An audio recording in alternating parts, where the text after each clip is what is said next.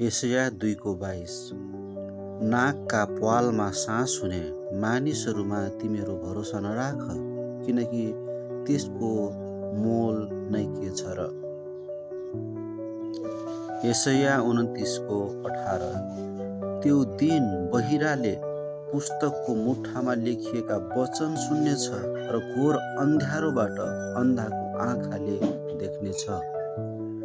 यशाया 40:29, 30 र 31 उहाँले थकितहरूलाई बल दिनुहुन्छ र कमजोरहरूको शक्ति बढाइदिनुहुन्छ। युवक पनि दुर्बल र थकित हुन्छन् र जवान मानिसहरू थाकेर लोड्छन्, तर परमप्रभुको आशा गर्नेहरूको बल फेरि नयाँ हुनेछ। तिनीहरू गरुड चाहिँ माथि माथि उड्नेछन् र दगुरेर पनि तिनीहरू थाक्ने छैनन्। तिनीहरू हिँड्नेछन् तापनि मूर्छा पर्ने छैनन्।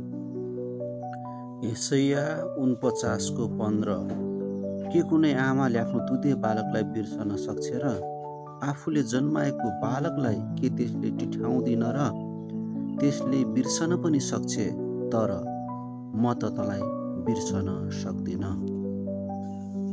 यशाया 53:4 र 5 निश्चय नै उसले हाम्रा निर्बलताहरू बोक्यो र हाम्रा दुःख भोग्यो, तापनि हामीले उसलाई परमेश्वरबाट हिर्काइएको, उहाँबाट पिटिएको र दुःखमा परेका सम्झ्यौँ।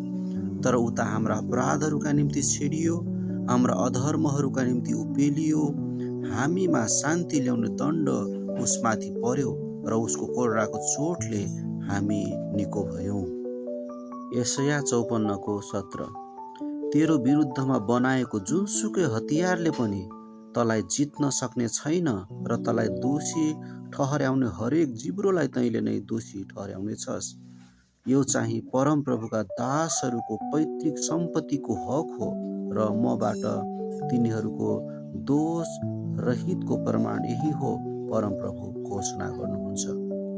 यशाया 55:8 किनकि मेरा विचारहरू तिमीहरूको विचार होइनन् र तिमीहरूका चाल मेरा चाल होइनन्, परमप्रभु भन्नुहुन्छ। यशाया 59:1 निश्चय नै परमप्रभुको हात बचाउन नसक्ने गरी छोटो भएको छैन, न त उहाँको कान सुन्न नसक्ने गरी बाक्लो भएको छ।